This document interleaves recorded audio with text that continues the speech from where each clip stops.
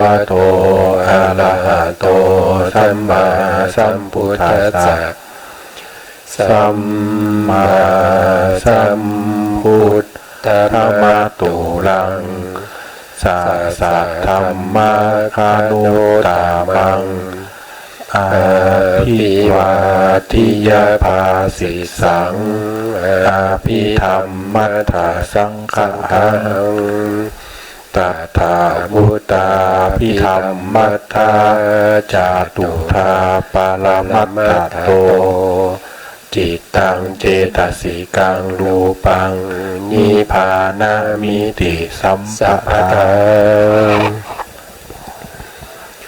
ขอกราบนมัสการพระมหาเถระพระสังฆาธิการพระเถรานุเถระและขอสวัสดีท่านผู้ฟังและผู้ชมทุกท่านที่ติดตามในรายการพระไตรปิฎกลอยฟ้าในเนื้อหาของพระอภิธรรมนะครับซึ่งเราก็พูดเนื้อหาพระอภิธรรมก็คือเกี่ยวกับเรื่องของสภาวธรรมทั้งหลายนะครับวันนี้เราทบทวนในปริเฉดที่หนึ่งในเรื่องของจิตตสังคหะนะครับอาทิตย์นะซึ่งต่อไปถ้าเห็นหน้าอาทิตย์นั่นก็แสดงว่าเราจะทบทวนในเรื่องของจิตตสังคหะอยู่ในปริเฉดที่หนึ่งแล้วก็ยังอยู่ในชั้นจุลตีครับซึ่งเป็นชั้นแรกนะครับต้องอธิบายปริเฉดมีทั้งหมดอยู่9ปริเฉดนะที่เรียนมีปริเฉด127ที่เกี่ยวกับ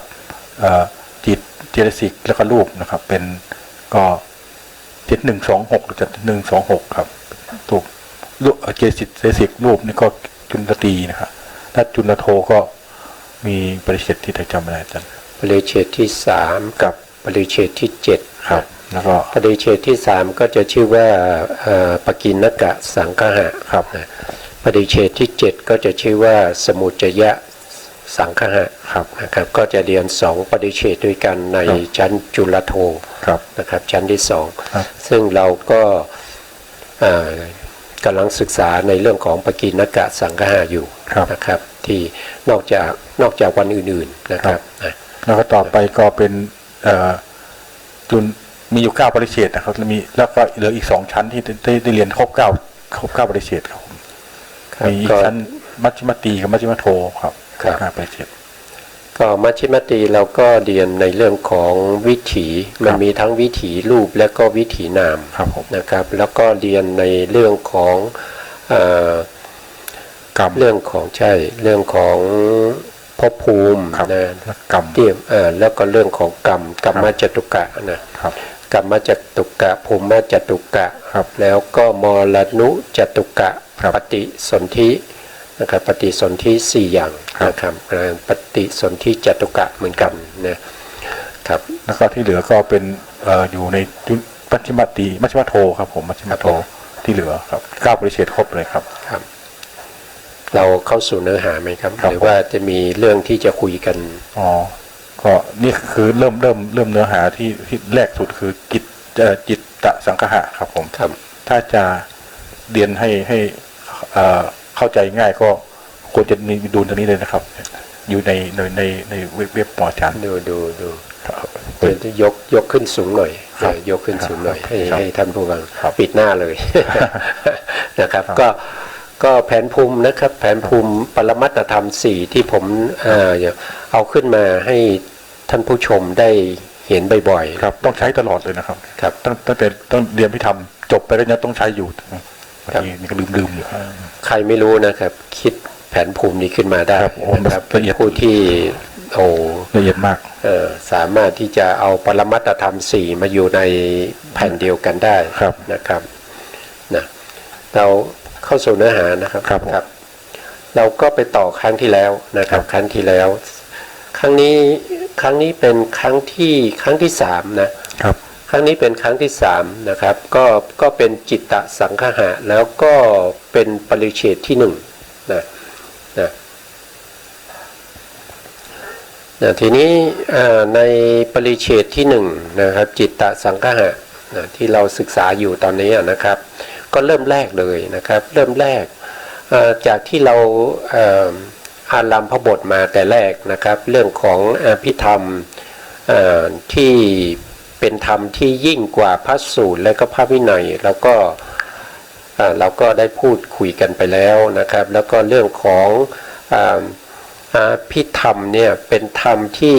ประเสริฐนะเป็นธรรมที่ประเสริฐนั้นเราก็ได้พูดไปแล้วนั่นก็คือเป็นการกล่าวนำไปก่อนนะครับแล้วก็ได้แนะนำหลักสูตรไปแล้วตั้งแต่ต้นรายการนะครับนะวันนี้เราก็จะมาขึ้นปริเฉดที่1นะครับพอเปิดหนังสือมาเนี่ยในปริเฉดที่1เราก็จะเจอคำว่าคำประนามประนามนี่แปลว่าอะไรครับแปลว่าคำยกย่องเป็นคำที่ยกย่องเทิดทูนบูชานะครับ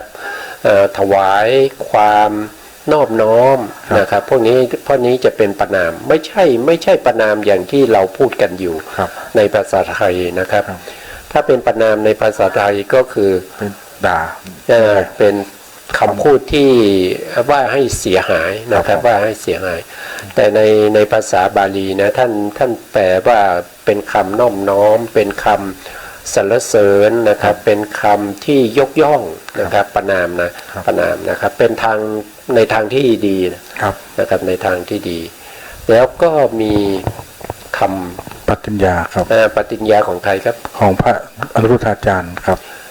พระอนุรุทธาจารย์นะครับซึ่งเป็นพระภิกษุที่เป็นชาวอินเดียเป็นชาวอินเดียนะครับอยู่ทางภาคใต้นะครับอยู่ทางภาคใต้แล้วก็ท่านไปศึกษาพระอภิธรรมที่ศรีลังกาที่ประเทศศรีลังกานะครับแล้วก็มียมอุปถากนะครับได้อาราธนาให้ท่านเนี่ยช่วยรจนาพระอภิธรรมให้ง่ายๆหน่อยนะครับจะได้ศึกษาได้นะครับเพราะว่าเคยไปเปิดในพระไตรปิฎกแล้วก็ไปเจอกุศลธรรมากุศลธรรมาในธรรมสังคณีก็ไม่รู้เรื่องนะครับไม่รู้เรื่องขอให้พระอนุรุทธาจารย์นี้ช่วยรจนาเป็นคัมภีร์ที่เป็นคล้ายๆเป็นกุญแจก็แล้วกันพูดง่ายๆนะครับเป็นกุญแจที่จะไปไขพระไตรปิฎกอีกทีนึงนะครับนะก็พระอนุรุทธาจารย์ก็รับอาราธนานะครับเมื่อรับอาราธนาแล้วก็ก่อนที่ท่านจะแต่งคัมภีร์นี้ท่านก็จะต้องมีคำประนามนะครับประนามก็คือคำน้อมน้อมน้อมน้อมบูชานะครับเทิดทูนยกย่องนะพระรัตนตรัยก่อนนะพระรัตนตรัยครับพระรัตนตรัยครับมีอะไรบ้างครับมีพระพุทธพระธรรมพระสงฆ์มีพระพุทธพระธรรมพระสงฆ์นะครับตอนแรกนี่ท่านก็จะรจนาเป็นคำประนามก่อนนะครับก็จะที่เราขึ้นต้นรายการนะครับสัมมาสัมพุทธมัตตุลังก็มาจากตรงนี้สัมมาสัมพุทธมัตตุลังสัจธัมมาคนุตตมังภิวาทิยาภาสิสังภิธรรมตาสังกังก็มาจากตรงนี้ครับอันนี้ต้องได้ท่องก่อนเรียนทุกครั้งต้องมีการกล่าวก่อนเรียนนะครับครับเพราะว่ารู้สึกว่าจะออกสอบทุกปีนะครับให้อธิบายนะครับให้อธิบายคำประนามและปฏิญญาของพระอนุรุทธาจารย์ทั้งบาลีและก็คำแปลด้วยนะครับก็จะมีนะครับทีนี้เราก็มาดูรายละเอียดนะครับคำว่าข้าพเจ้านะครับข้าพเจ้ามาจากไหนในคาถานี้ไม่มีนะครับในคาถาไม่มีแต่เราต้องใส่เข้ามานะครับเพราะว่าในการแปลพระอภิธรรมเนี่ยเราต้องใส่เข้ามานะครับเพราะว่าเพื่อแปลเนื้อความนะครับข้าพเจ้าขอน้อมน้อมนะขอน้อมน้อมถวายอภิวาทแต่พระพุทธองค์ก็คือตรงนี้นะสัมมาสัมพุทธมัตสัมมาสัมพุทธะนะครับอภิวาทอยู่ตรงไหนอยู่ตรงนี้นะครับเนี่ยอภิวาทอภิวาทนะซึ่งแด่พระพุทธองค์นะผู้ตรัสรู้เยยธรรมทั้งหลายเองนะครับไม่มีผู้เปรียบปานพร้อมด้วยพระสัทธรรมเนี่ยครับโดยพระสัทธรรมนะครับพระสัทธรรมสัทธรรมะเขาตมังนะครับและ พระอริยสงฆ์เนี่ย ครับ คณะเนี่ย อ๋อ คณะ ครับ คณะเนี่ยคนุตมัง ครับ คนุตมังนะครับก็คือเป็นพระอริยสงฆ์นะครับทั้งหลายซึ่งเป็นผู้อุดมแล้วนะครับ จะแต่งนี่มาจากไหนก็มาจากภาษิตเนี่ย อ๋อครับ ภาษิตสั่งนี่ก็คือรับรองว่าจะแต่ง ครับ นะแต่งคัมภีร์ชื่ออะไรนะครับก็คืออภิธรรมมัทธสังฆหานั่นเองก็อยู่ตรงนี้ ครับ นะอันนี้ก็ท่านเราก็แปลเอาเฉพาะเนื้อความนะแปลเอาเนื้อความก็จะได้ในลักษณะอย่างนี้นะครับอาทิตย์ลองอ่านอีกรอบหนึงสิ ครับ ครับ ภาษาไทยครับอาจารย์ ครับ พระ คำแปลก็ได้ครับคำ ข้าพุทธเจ้าพันรุทธาจารย์วงเล็บนะครับขอนอบน้อมถวายอภิวันทนาการแด่พระพุทธองค์ผู้ตรัสรู้เยยธรรมทั้ง เยยยะ เยยธรรมทั้งหลายเองไม่มีผู้เปรียบปานครับ ครับ พร้อมด้วยพระสัทธรรมและคณะพระอริยสงฆ์เจ้าทั้งหลาย ซึ่งเป็นผู้อุดมแล้ว ซึ่งจักแต่งคัมภีร์ที่มีนามว่าอภิธรรมมัทธสังฆะครับต่อไปครับ อันนี้ก็แปลมาจากคาถาหนึ่งคาถานะครับหนึ่งคาถานะหนึ่งคาถาก็เคยพูดไปแล้วว่า ครับ มีอยู่4 บาท 4 บาทครับ แต่ละบาทก็ต้องมีอยู่8 ค อ๋อครับ ำนะครับก็เอาคำ8 คำมารวมกันแล้วก็เป็น1 บาทนะครับแล้วก็4 บาทก็เป็น1คาถา ครับ นะครับอย่างเช่นสัมเนี่ยก็คือได้1ใช่ไหมครับ ครับ มาก็ได้อีก1ใช่ไหม ครับ สัมก็ได้อีก1 ครับ พุทธนะพุทธ ครับ ก็ได้อีก1 คำนะครับ ครับ ทะก็ได้อีก1 คำมะก็ได้อีก1 คำตุก็ได้อีก1 คำแล้วก็ลังก็ได้อีก1 คำรวมกันแล้วก็จะเป็น8 คำนะครับก็เป็น1 บาท ครับ เป็น1 บาทนะครับต่อไปเราก็ไปสไลด์ต่อไปนะครับเรามีขยายอยู่ในสไลด์ต่อไป ครับ นะครับในสไลด์นี้นะครับก็คือจำแนกคาถาประนามนะประนามและปฏิญญาของพระอนุรุทธาจารย์เนี่ยได้อยู่ทั้งหมด6บทด้วยกัน ครั นะ บ เนี่ยทั้งหมดนะครับทั้งประนามแล้วก็ ปฏิญญา ครับประนามก็คืออะไรก็มีเท่าไหร่ครับ ยกย่อง ประนามมีเท่าไหร่ มีสามครับ มี3คืออะไรบ้าง สัมมาสัมพุทธมะตุ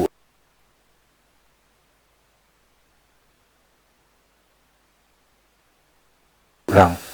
สัมมาสัมพุทธังขอโทษครับ สัมมาสัมพุทธัง ครับ นะครับ แล้วก็อตุลังอีกท่อนหนึ่งแล้วก็ ครับ อภิวา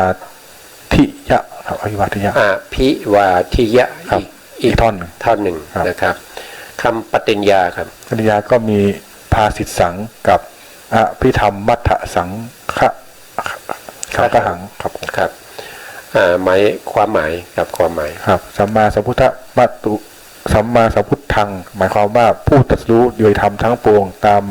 ลำพังพระองค์เองอย่างถูกถ้วน ได้แก่พระสัมมาสัมพุทธเจ้าจำพวกเดียวเป็นการปฏิเสธปัจเจกะพระพุทธเจ้าสาวกพุทธะทั้งสองครับ ครับก็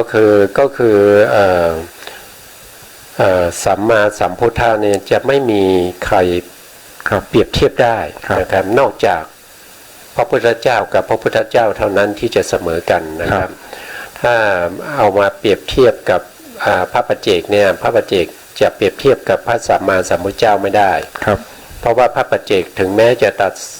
สรู้ธรรมเอง ครับ แต่ก็ไม่สามารถที่จะบัญญัติคำสั่งสอนขึ้นมาเพื่อจะสั่งสอนให้บุคคลอื่นตรัสรู้ตามได้นะครับ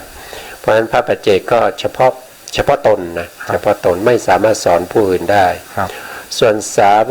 าวกพุทธะเนี่ยสาวกะพุทธะเนี่ยก็คือเป็นพระสาวก ครับ นะครับพระสาวกเนี่ยที่ทุกวันนี้สอนได้ก็เพราะอะไรก็เพราะว่าศึกษาจากพระธรรมคำสั่งสอนของพระสัมมาสัมพุทธเจ้าได้มานะครับไม่ได้คิดเอง ครับ ไม่ได้คิดเองนะถ้าใครบอกว่าคำสั่งสอนที่เขาพูดออกมาเนี่ยเป็นคำสั่งสอนของเขาเองนะครับไม่ใช่ของพระพุทธเจ้า ครับ นะครับนั่นก็แสดงว่าเขาคงจะเป็นคำสอนประเภทที่เป็นมิจฉาทิฏฐิมากกว่านะครับ ถ้าสาวกพุทธะนี่หมายถึง พระสาวกที่บรรลุพระอรหันต์แล้วหรือเปล่าหรือว่าทั้งหมดเลยพระสาวกทั้งหมดเลยก็คือหมายถึงผู้ที่สามารถนะหมายถึงตั้งแต่พระอริยะลงตั้งแต่พระอริยะนะครับพระอริยะไม่ว่าจะเป็นพระอรหันต์เป็นพระอนาคามีเป็นพระสกทาคามีหรือว่าเป็นโสดาบันนะหรือว่าเป็นจุลโสดาบันนะครับพวกนี้ที่หรือว่าปัจจุบันนี้ก็คือผู้ที่เป็นพระหูสูตรถึงแม้ว่ายังไม่ได้เป็นยังไม่ได้ตรัสรู้นะครับยังไม่ได้มีดวงตาเห็นธรรมนะครับก็เรียกว่าเป็นสาวกนะเป็นสาวกของพระพุทธเจ้านะครับนะต่อไปอตุลังหมายความว่าหาผู้เปรียบปานไม่ได้ครับคำว่าตุลังนี่มาจากไหนครับตุลังเนี่ยตุลังก็มาจากตุลาการนี่ก็คือเป็นตาช่างให้สองข้างเนี่ยเสมอกันนะครับตุลังนะเมื่อเราเติมคำว่าอะเข้าไปข้างหน้านั่นแสดงว่าไม่มีใครเปรียบปานนะครับไม่มีใครที่จะมาช่างได้นะไม่มีใครที่จะมาช่างแล้วก็จะที่จะเสมอกับพระพุทธเจ้าไม่มีหาผู้เปรียบไม่ได้ก็คือหาผู้เปรียบไม่ได้ในนี้เพราะเติมคำว่าอะเข้าไปข้างหน้าเนี่ยนะครับแต่ถ้าเฉพาะตุลังนี้ก็คือตุลาการเนี่ยก็คือหมายถึงว่าให้เป็นผู้ที่ให้ความยุติธรรมทั้งสองฝ่ายนะครับก็คือตาช่างนั่นเองนะครับก็คือตุลังนะครับผมแล้วก็ต่อไปเป็นสัตธรรมะนุตตมังครับหมายความว่าพร้อมด้วยพระสัทธรรมและพระยะสงฆ์เจ้าทั้งหลายซึ่งเป็นผู้อุดมครับนะครับอันนี้ก็คือพระสัทธรรมเนี่ยพระสัทธรรมก็จะมีอะไรบ้างพระสัทธรรมก็จะมีมรรคสี่ผลสี่นิพพานหนึ่งแล้วก็ปริยัติอีกหนึ่งนะครับพระสัทธรรมเนี่ยมีอยู่10อย่างครับน่าจะมีในสไลด์ต่อไปนะครับนะก็พระสัทธรรมก็จะมีอยู่10อย่างนะครับมีมรรคสี่ผลสี่ก็เป็น8แล้วนะครับแล้วก็นี่มีนิพพานอีกหนึ่งก็เป็น9แล้วก็มีปริยัติอีกหนึ่งนะครับก็เป็น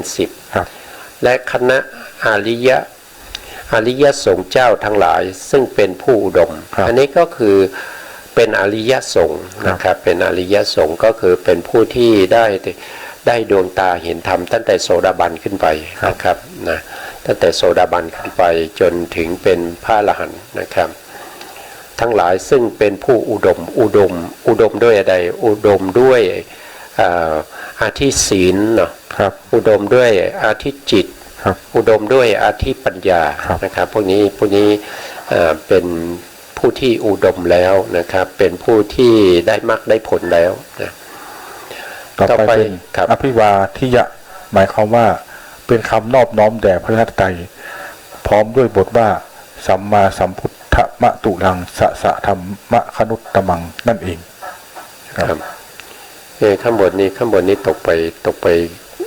ข้อนี้หรือเปล่าข้อ3ข้างบนคำประนามนะครับนะคำประนามนี้ไม่ข้างบนเนี่ยไม่ได้พิมพ์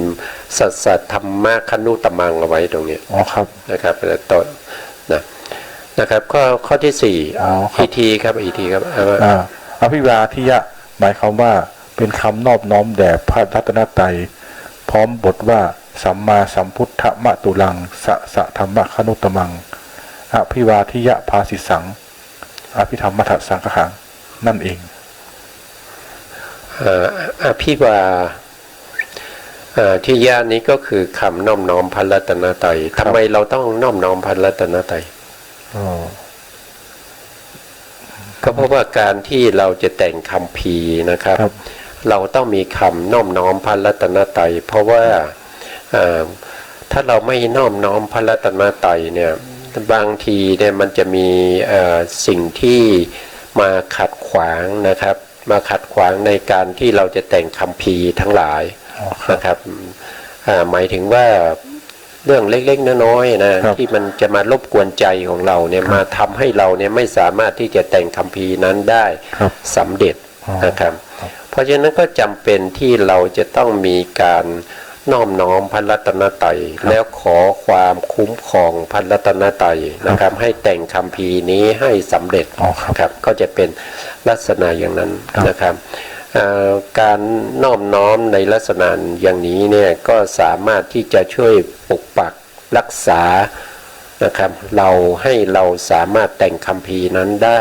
ด้วยความสะดวกและก็ปลอดภัยนะครับนะถ้าเราไม่น้อมน้อมเนี่ยอาจจะมีปัญหาเล็กๆน้อยๆเข้ามาเกี่ยวข้องหรือว่าบางทีอาจจะมีกรรมที่ให้ผลในช่วงนั้นนะครับก็ทำให้เราแต่งคัมภีร์ไม่สำเร็จนะครับแต่ถ้าเราน้อมน้อมแล้วถึงแม้จะเป็นกรรมนะครับ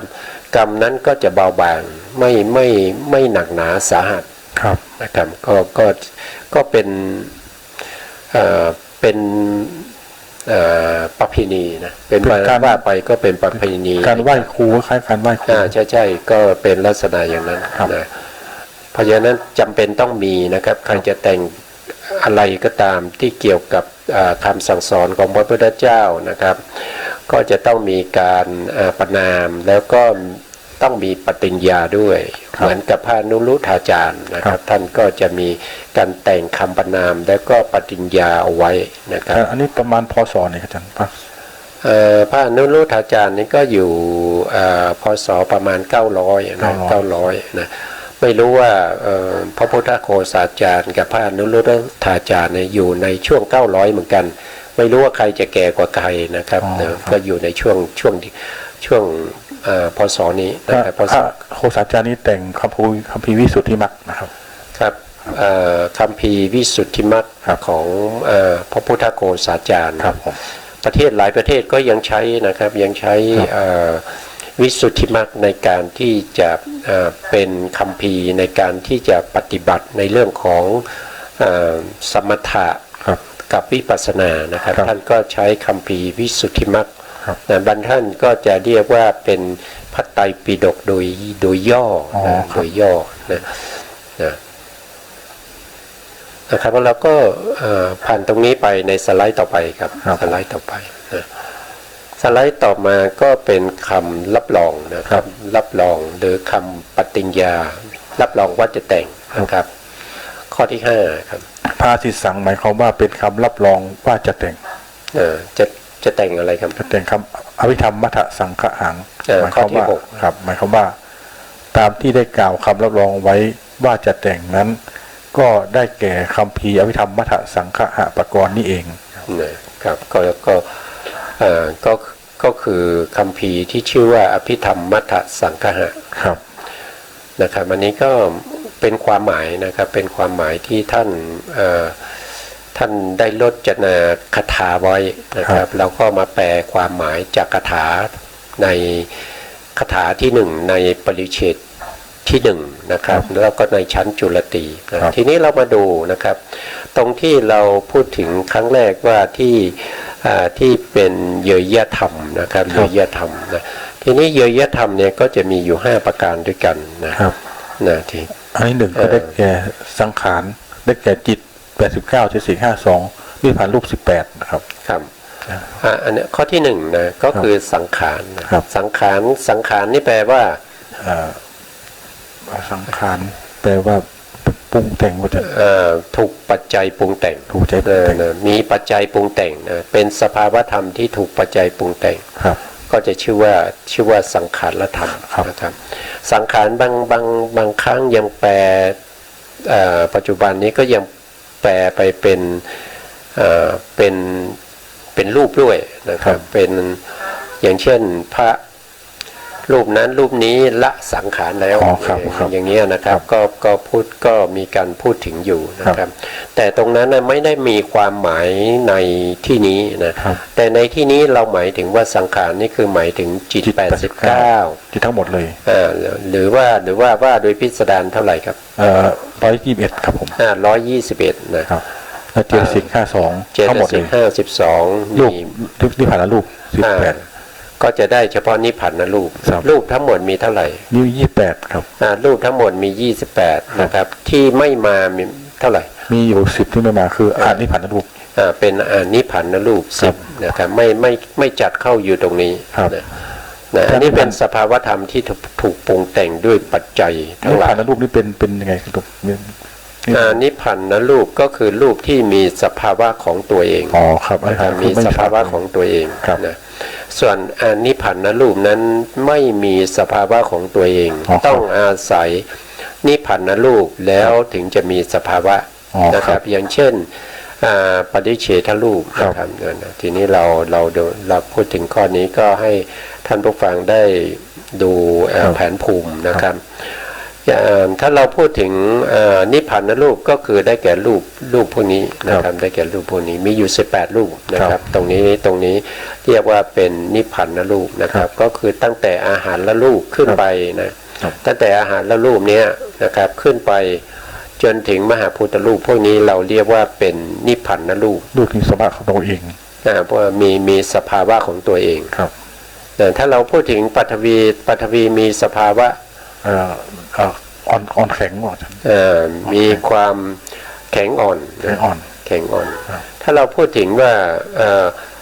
แข็งน้อยๆเนี่ยมันก็คืออ่อนนั่นเองนะครับจริงๆแล้วก็คือปฐวีมีสภาวะของความแข็งนะอ่อนนี้ก็เป็นแข็งน้อยแข็งน้อยครับแข็งน้อยก็คือเป็นอ่อนนั่นเองนะครับถ้าอาโปล่ะมีสภาวะยังไงครับมีอาการไหลอาบเอิบครับมีการไหลมีการเอิบอาบนะเอิบอาบอันนี้รู้ได้ด้วยใจนะครับไม่สามารถรู้ได้ด้วยกายประสาทนะครับครับผมรู้ทางใจทางใจเท่านั้นครับผมเตโชล่ะครับนี่มีลักษณะเย็นร้อนลักษณะของเตโชก็คือเย็นกันจริงๆก็คือร้อนนั่นเองครับคือนะครับร้อนน้อยๆก็คือเย็นนะครับวายโยล่ะครับวายโยนี่หย่อนตึงครับหย่อนตึงนะครับแล้วก็บางทีถ้าเรานั่งแล้วรู้สึกว่ามันจะล้มหรือว่ามันไหวมันสั่นไหวอย่างนี้ก็เป็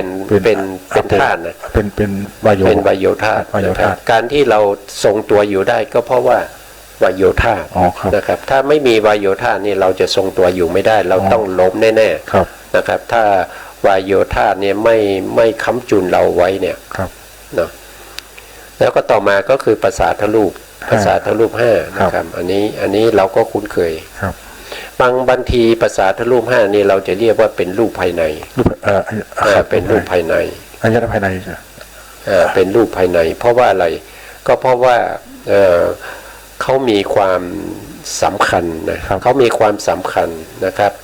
การที่เราจะเห็นได้ก็จะต้องมีจักขุประสาทครับผมการที่เราจะได้ยินเสียงได้ก็ต้องมีโสตประสาทการที่เราจะได้กลิ่นก็จะต้องมีคานาประสาทเราจะรู้รสก็อยู่มีชิวหาประสาทเราจะสัมผัสสิ่งต่างๆได้ก็เพราะว่าก็กายประสาทต้องมีกายประสาทเพราะฉะนั้นรูป5รูปนี่บางทีเราก็จะเรียกว่าเป็นรูปภายในนะครับรูปภายในก็เปรียบเสมือนกับคนใกล้ชิดที่เราใช้บ่อยๆที่เราใช้งานบ่อยๆนะครับเรามีลูกน้องอยู่10คนแต่มันมีอยู่แค่5คนเท่านั้นที่เราจะใช้บ่อยและอีก5คนนั้นเราก็ไม่ค่อยจะได้ใช้เขาเพราะว่าอะไรเพราะว่าเวลาเราใช้เขาแล้วเขาอาจจะสนองงานให้เราไม่ตรงประเด็นอย่างเนี้ยนะครับเพราะฉะนั้นเราก็ไม่ค่อยใช้เขามากเขาจะใช้เฉพาะประสาทรูปใน5นี้มาก5รูปหมายถึงรูปภายนอกรูปอารมณ์รูปจริงๆเราไม่ใช่5รูปนะจริงๆแล้วก็คือ23รูปทั้งหมดนี้นะครับยกเว้นเฉพาะ5รูปนี้เป็นรูปภายในนะครับรูปที่เหลือนอกนั้นจะเป็นรูปภายนอกนะครับในพระสูตรเนี่ยเราก็จะได้ยินบ่อยๆนะครับจะได้ยิน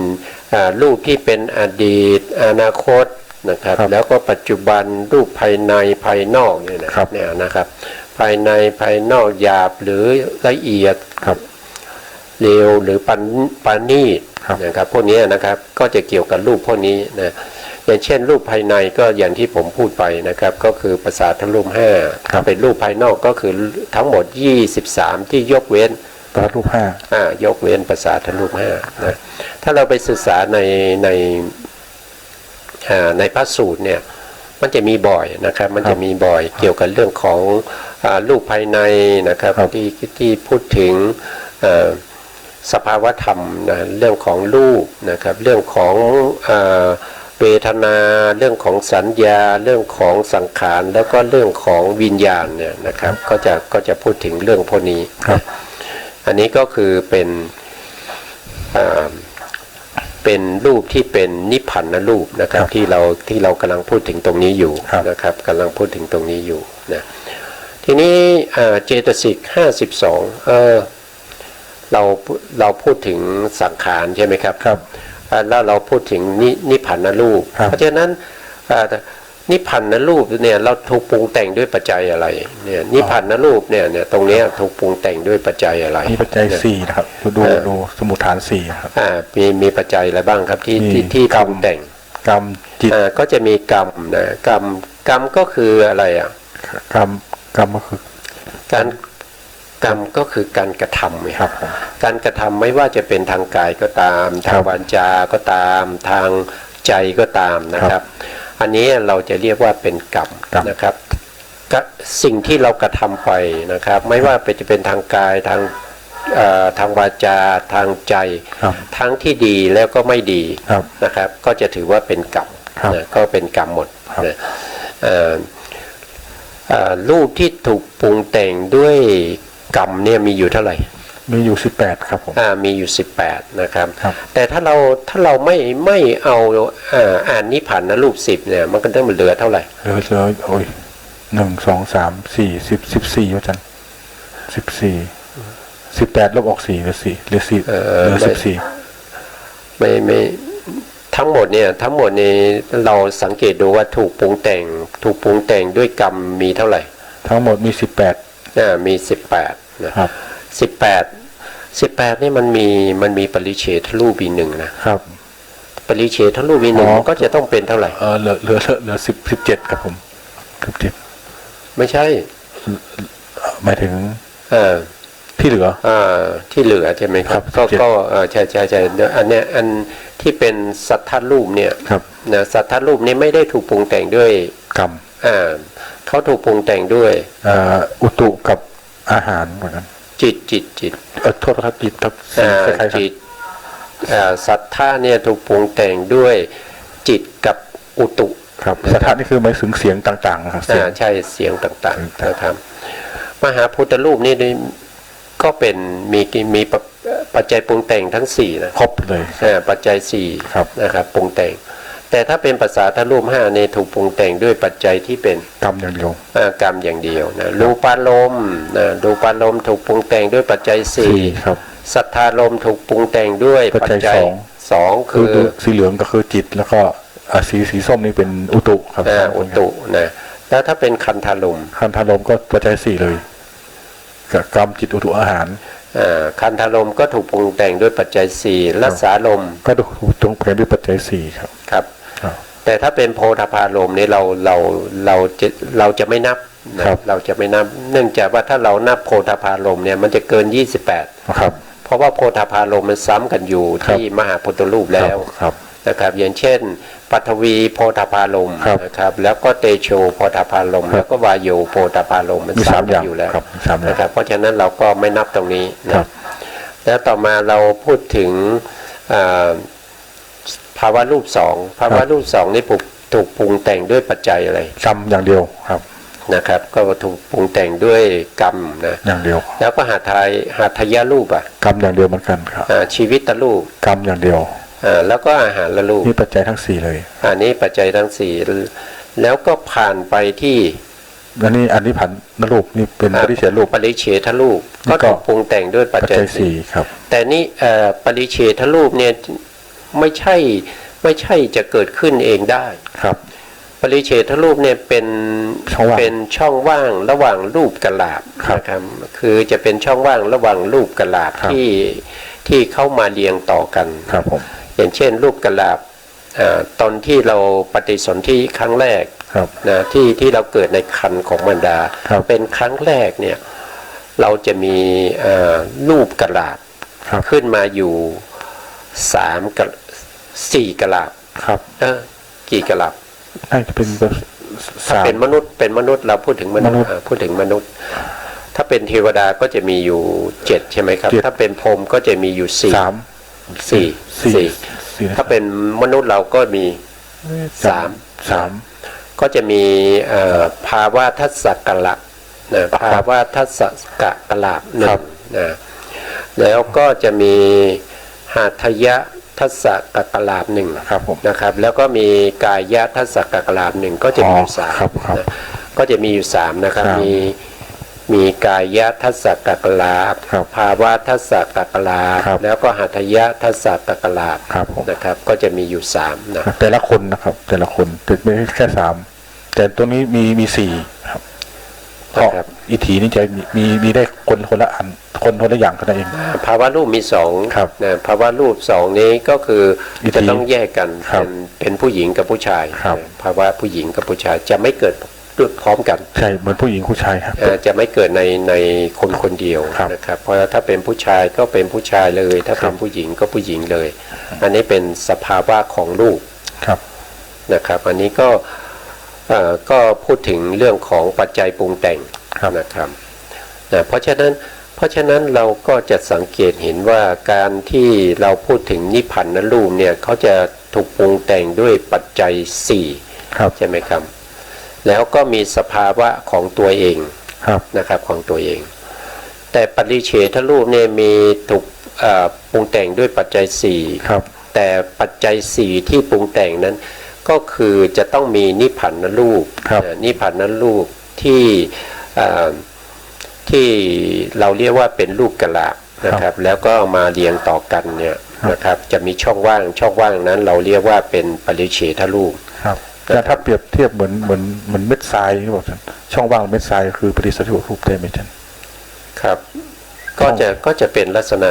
ถ้าเราดูตรงนี้นะถ้าเราดูสมมติว่าเราดูรูป4รูปนี้รูป4รูปนี้นะครับรูป4รูปนี้นะครับสมมติว่านะครับผมยกตัวอย่างนะครับอุปไมยให้ท่านผู้ฟังได้ฟังนะครับคือรูปทั้ง4รูปนี้สมมติว่าเป็นรูปที่เป็นเขาเรียกว่าเป็นจักขุทัสสะกะลาบนะครับที่เกิดในตาทีนี้ในตาของเราเนี่ยมันจะไม่ได้มีเฉพาะจักขุทัสสะกะลาบอย่างเดียวรูปเดียวนะครับไม่ใช่จะมีจักขุทัสสะกะลาบรูปเดียวมันมีรูปมากมายนะครับมันมีมากมายครั้งที่แล้วเราคิดแล้วมันจะมีถึงเท่าไหร่เท่ากับหัวเห่าอ๋อครับจำได้ไหมครับเป็น10 กว่าล้านกว่า11.5 ล้านนะครับรูปนะรูปกะลาบนะรูปกะลาบนะครับเอา11.5 ล้านจากขูทัสสะกะลาบเนี่ยมาเรียงต่อกันเมื่อเรียงต่อกันแล้วจะได้เท่ากับหัวเห่า1หัวเห่าเพราะฉะนั้นลูกกะลาบนี่มันจะน้อยมากใช่ไหมมันน้อยมากถ้ามันเรียงต่อกันอย่างเงี้ยนะครับเนี่ยใน4รูปที่ผมว่าเนี่ยคือช่องว่างตรงนี้นะครับช่องว่างตรงนี้มันก็จะเป็นปริเฉทรูปเพราะว่ารูปกะลาบแต่ละรูปกะลาบเวลามาต่อกันเนี่ยมันจะไม่ต่อกันสนิทนะครับเพราะฉะนั้นมันมีช่องว่างอยู่ตรงนี้ตรงช่องว่างนี้เราจะเรียกว่าเป็นปริเฉทรูปเป็นปริเฉทรูปอยู่ตรงนี้นะอยู่ตรงนี้อยู่ตรงว่างๆตรงนี้นะเพราะฉะนั้นพวกที่เป็นจักขุทัสสะกะลาบที่มาต่อเรียงกันตรงนี้ทั้งหมดนี้มันเกิดจากกรรมใช่ไหมครับทั้งหมด11 ล้านกะลาบเนี่ยมันเกิดจากกรรมเพราะว่ามันเป็นจักขุทัสสะกะลาบเพราะฉะนั้นปริเฉทรูปที่เกิดตรงนี้มันก็จะต้องเกิด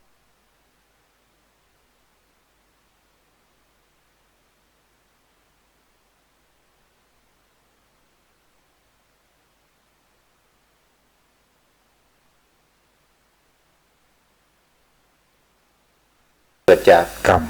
มันก็เป็นปริเฉทรูปที่เกิดจากกรรมนะครับก็อยู่ตรงนี้นะครับเพราะว่าเขาไม่มีสภาวะของตัวเองเพราะฉะนั้นถ้า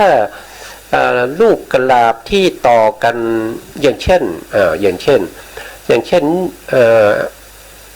ที่อวินิโพคลูก8อวินิโพคลูก8เนี่ยก็คือหมายถึง8ลูกที่แยกจากกันไม่ได้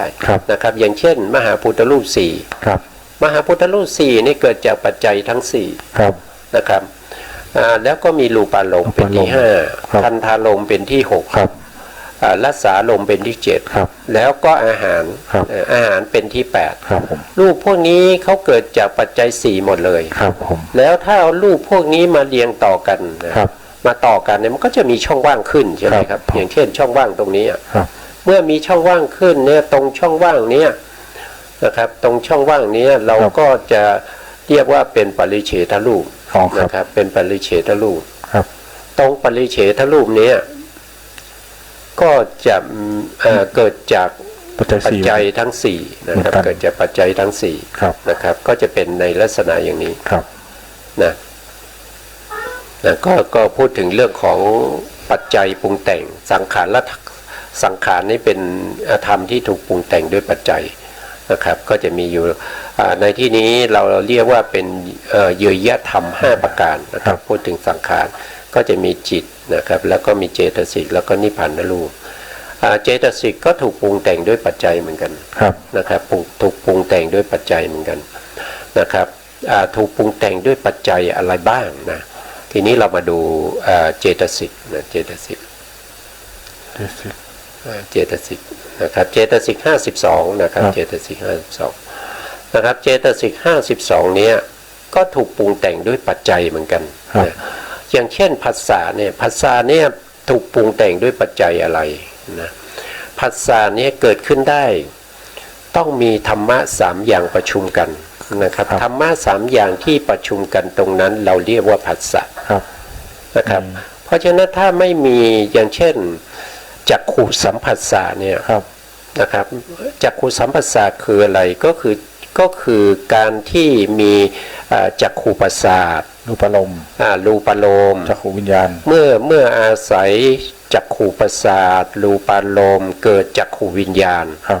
ธรรมะ3อย่างนี้ประชุมกันนะครับก็เป็นปัจจัยให้เกิดภาษาก็ต้องเป็นปัจจัยให้เกิดภาษาเห็นไหมครับเขามีปัจจัยนะไม่ใช่ว่าอยู่ๆเขาจะเกิดขึ้นได้นะครับไม่ใช่เกิดขึ้นมาโดย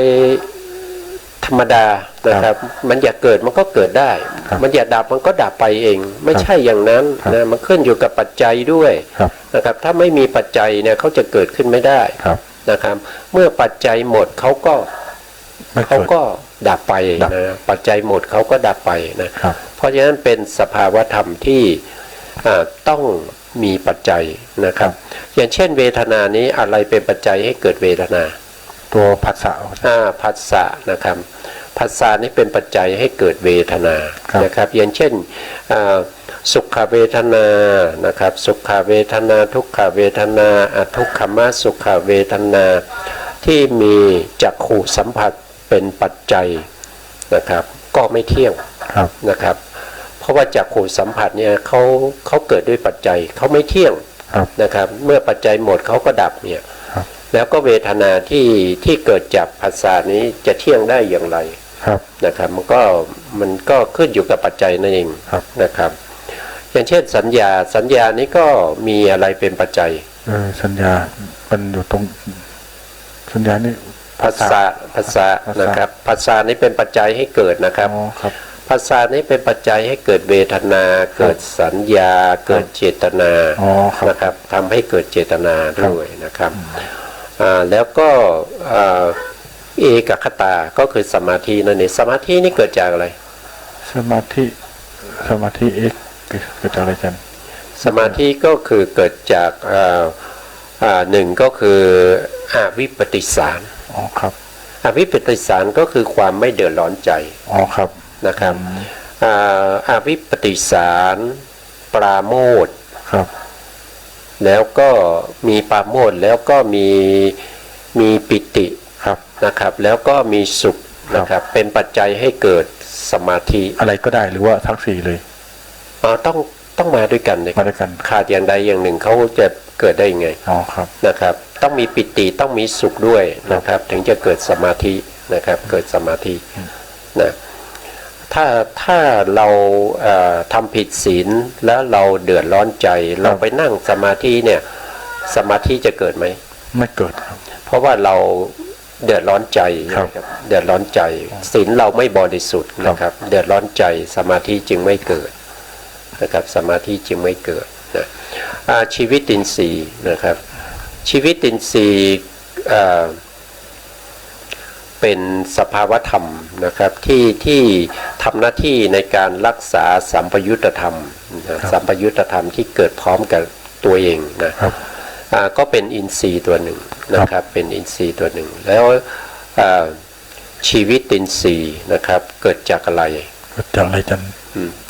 ชีวิตอินทรีย์นึกไม่ออกตรงนี้จับไม่ได้นะครับก็ติดไว้ก่อนนะติดไว้ก่อนแล้วก็ครั้งต่อไปก็จะมาเฉลยให้นะครับชีวิตอินทรีย์มนสิการพวกนี้นะครับก็จะเกิดจากอะไรเดี๋ยวก็เอาไว้โอกาสต่อไปเรา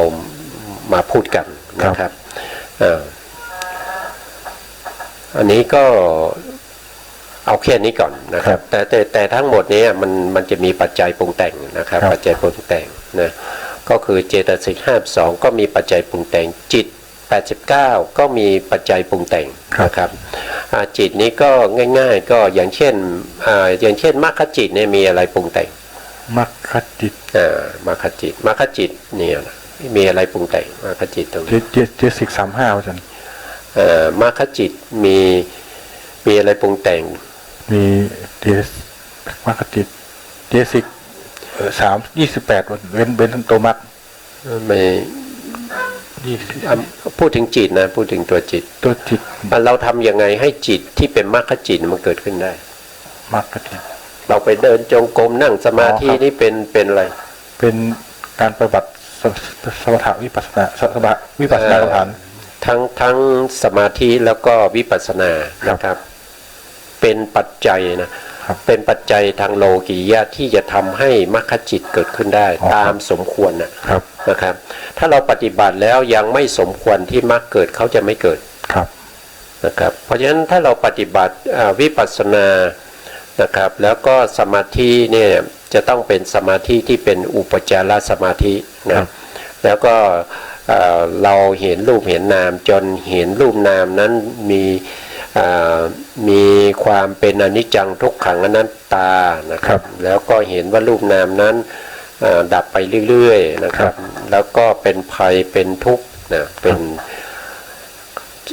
จนในที่สุดเนี่ยเราก็จะได้มรรคจิตได้มรรคจิตนะมรรคจิตนี้จะเกิดขึ้นด้วยสภาวะอย่างนั้นทีนี้ผลจิตเกิดจากไหนไม่เกิดจากมรรคเกิดจากมรรคครับผลจิตนี่เกิดจากมรรคโดยตรงเลยนะครับเกิดจากมรรคโดยตรงนะเกิดจากมรรคโดยตรงนะครับอันนี้ก็จะเป็นในลักษณะอย่างนี้นะครับมันมีปัจจัยปรุงแต่งหมดนะครับสังขารนะครับส่วนต่อไปคงจะมีในสไลด์ต่อไปนะครับอันนี้ก็พูดถึงสังขารทีนี้วิการหรือว่าวิการะนะครับก็คือได้แก่วิการรูป5วิการและรูป5วิการและรูป5คืออะไรครับลงข้างล่างวิญญาณรูป2แล้วก็วิการรูป3ก็คือตรงนี้นะครับก็คือตรงนี้นะตรงที่เขาเรียกว่าเป็นวิการละรูปเนี่ยก็เพราะว่าอะไรอย่างเช่นความละหุตาก็คือความอ่อนใช่ไหมครับความอ่อนของนิพพานรูปทั้งหลายนะครับความอ่อนของนิพพานรูปนะมุทุตาก็คือความเบานะครับแล้วกัมมัญญตาก็คือความควรแก่การงานนะครับการงานของนิพพานรูปเวลาจะเกิดเขาเกิดพร้อมกันนะ3รูปเนี่ยเขาไม่ได้แยกกันเกิดเขาไม่ได้แยกกันเกิดเขาเกิดพร้อมกันนะครับเขาเกิดพร้อมกันแล้วก็วิญญัติรูปนะครับวิญญัติรูปก็จะมีอยู่2ก็คือกายวิญญัติกับวจีวิญญัติกายวิญญัติเนี่ยก็คือความหมายที่อยู่ในอิริยาบถต่างๆนี่เรียกภาษากายได้ไหมจันอะไรนะภาษากายได้ไหมครับภาษากายภาษาพูดภาษากายหมายความว่าอย่างไรกายวิญญัติถ้าเราจะให้เข้าใจง่ายๆครับอย่างเช่นผมยกตัวอย่างนะครับยกตัวอย่างกายวิญญัติเนี่ยอย่างเช่นอยู่ไกลๆพอเห็นกันได้เนี่ยถ้าคุณจะเรียกเพื่อนคุณที่อยู่ทางโน้นเนี่ย คุณ กวักมือก วักมือ นี่เป็นภาษากายด้วยใช่ไหมกวักมือ ที่คุณกวักมือเนี่ยมันมีความหมายอยู่ใน ครับ อยู่ในอิริยาบถนั้น ครับผม นะครับ ครับ ไม่ใช่ตัวอิริยาบถนะครับ ไม่ใช่การยกแขน ครับแต่ความหมาย นะครับ จะเป็นความห แต่ มาย ความหมายที่แฝงอยู่ในกายนั้น ครับ เรียกว่ากายวิญญัต ครับผม นะแล้วก็วจีวิญญัต นี่ ก็ ก็คือคำพูดเลย เป็นคำพูด ครับ แต่ความหมายที่อยู่ในคำพูดนั้น อันนี้คือ เรียกว่าว วิญญัติ จีวิญญัต อ๋อครับ นะครับ แล้วก็จิตสองดวงเนี้มันพิเศษ ครับ นะเขาจะเกิดเขาจะเกิดดับพร้อมกับจิตเลย อ๋อครับอ๋อครับ นะครับอย่างเช่นวจีวิญญัตเนี่ย ครับ นะครับก็ถูกปรุงแต่งมาด้วย จิต ตัววิตกกับวิจารณ์ อ๋อครับ เนี่ยนะครับวิตกวิจารณ์เนี่ย ครับ เขาก็จะเกิดพร้อมกับจิต แล้วก็ดับพร้อมกับจิต เขาสังเกตดู นะครับ จะเกิดจากจิตอย่างเดียวเท่านั้น ครับผมครับเขาจะเป็นลักษณะอย่างนั้นนะครับ แล้วก็ต่อไปนะ ลักษณะรูป อ่า สี่ ลักษณะรูปสี่ลักษณะรูปสี่ก็คือ ก็คือตัวสุดท้าย ก็คือลักษณะรูปสี่ตรงนี้ ครับ นะครับสี่รูปนี้ ครับ นะครับมี อุปจยะครับสันตติชาลาตาแล้วก็อ่า อนิจจตา อนิจจตาครับ ครับอุปจยะก็คือ ไม่เป็นการเกิด การเกิดครั้งแรกนะครับ ครั้ การ งแรก เกิดครั้งแรกการเกิดครั้งแรกเนี่ยเรามุ่งหมายเอาตรงไหนอะมุ่งหมายเอาตรงที่ปฏิสนธิการนะครับ ครับ มุ่งหมายเอาตรงที่ปฏิสนธิการก็คือกับมัชฌรูปที่เกิดพร้อมกับปฏิสนธิจิตในปฏิสนธิการตรงนั้น เราเรียกว่าเป็นอุปจยะ ครับ และหลังจากนั้นกรรมมัชฌรูปหรือรูปอื่นๆที่จะเกิดสืบต่อกันไปนั้นเราเรียกว่า สันตติครับ เรียกว่าสันตติ ครับ สันตติก็คือการเกิดครั้งหลังๆนะครับชลตา ถ้าการนี้ความแก่อาจารย์ ก็คือความแก่ของนิพพานรูป ครับ นะครับ ก็คือทิฏฐิขณะนั่นเอง อ๋อทิฏฐิขณะ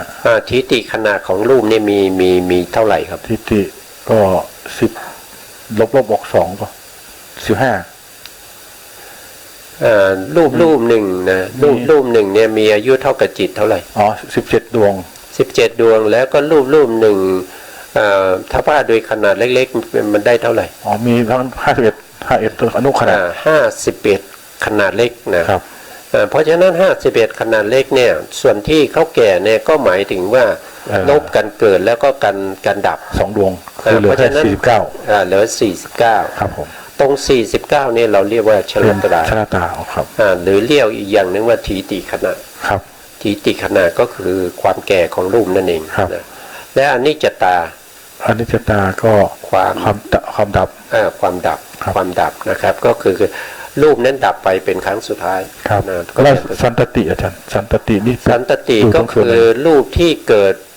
อย่างเช่นกรรมชรูปเนี่ยมันเกิดครั้งแรกที่ปฏิสนธิเนี่ยเราเรียกว่าเป็น อุปจยะ อุปจยะแล้วกรรมชรูปยังจะเกิดต่อทุกๆอนุขณะใช่ไห อ๋ ม อครับใช่ ที่เกิดต่อรูปที่เกิดที่อุปาทขณะของปฏิสนธิจิตแล้วยังตั้งอยู่เท่ากับจิต17 ดวง ครับ แต่ว่าทิฏฐิขณะของปฏิสนธิจิตก็จะมีกรรมชรูปเกิดอีก 50 ดวง ก็จะเกิดอีกตรงนั้นแหละตั้งแต่ตรงนั้นไปเนี่ยเราเรียกว่าเป็น อ๋อครับ สันตติ ครับ ก็คือการเกิดขึ้นในครั้งหลังๆนั่นเอ อ๋อง ครับครับ เกิดขึ้นจนครบขนาดของรูปเท่าที่เขาจะเกิด อ๋อโอเค ก็คือหมายถึงว่ารูปนั้นจะใหญ่ก็จะต้องมีอุตุชรูปเกิดมากใช่ไหมครับ สันตติก็จะมาก ครับ นะครับสันตติก็จะมากนะครับนะก็จะเป็นในลักษณะเท่าที่เขาจะเกิดสมบูรณ์นะครับ นะครับอย่างเช่นจักขุประสาทเนี่ยที่เขาจะเกิดจนสมบูรณ์เนี่ยนะครับเขาก็เท่ากับหัวเขาเนี่ยมันเท่าไหร่11ใช่ไหม11 ล้านกว่าๆเนี่ยนะครับก็หลังจากนั้นไปก็จะเป็นสันตตินั่นเองก็คือการเกิดขึ้นครั้งหลังๆนั้น ครับ นะครับ อันนี้ก็คือเป็นอุปจยะนะอุปจยะก็คือลักษณะอุปจยะก็คือการเกิดสันตติก็คือการเกิดเหมือนกันแต่ สุดต่อ เป็นการเกิดครั้งหลังๆนะครับแล้วก็ชลตาก็คือทิฏฐิขณะก็คือความแก่นั่นเองอันนี้จตาก็คือความดับ ครับ ของอะไร ของรูป ของนิพพานรูปนะครับ ของนิพพาน อันนี้เป็นลักษณะของนิพพานรูป ครับ เป็นลักษณะของนิพพานรูป ครับ แล้วนิพพานรูปเนี่ยเขาจะเกิด อย่างเช่นปฐวีเนี่ยเขาจะเกิดเฉพาะปฐวีได้ไหมไม่ได้ไม่ได้ครับอย่างน้อยๆเขาต้องเกิดพร้อมกัน8รูป8รูปที่เราเรียกว่าเป็นวินิโภครูปเป็นวินิโภครูป8นะครับก็จะเป็น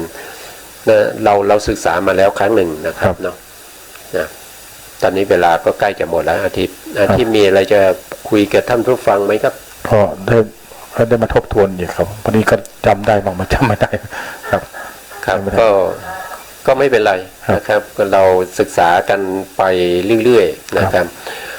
ศึกษาบ่อยๆก็จะทำให้เราเนี่ยมีความจำนะครับจำได้มากขึ้นนะครับจำได้มากขึ้นแล้วก็ทำให้เราเนี่ยเป็นผู้ที่มีพระธรรมคำสั่งสอนของพระสัมมาสัมพุทธเจ้าเนี่ยอยู่ในใจนะครับอยู่ในใจเราคิดอะไรเราก็คิดถึงปรมัตถธรรมซึ่งเป็นคำสั่งสอนของพระสัมมาสัมพุทธเจ้ายังดีกว่าที่เราไปคิดเรื่องที่มันเป็นเดรัจฉานวิชานะครับมันไม่ก่อให้เกิดประโยชน์นะครับมันไม่ก่อให้เกิดประโยชน์นะครับตอนนี้เวลาหมดแล้วครับเวลาหมดก็ต้องคืนเวลาให้ทางสถานีนะครับก็เราก็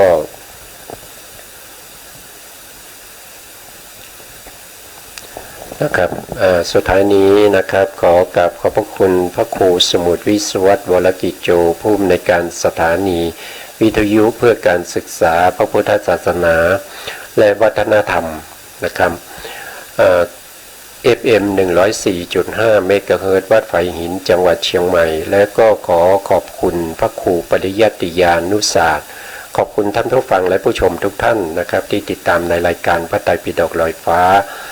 ในเนื้อหาของพระอภิธรรมครับวันนี้ลาไปก่อนครับพบกันใหม่ในโอกาสต่อไปครับสวัสดีครับ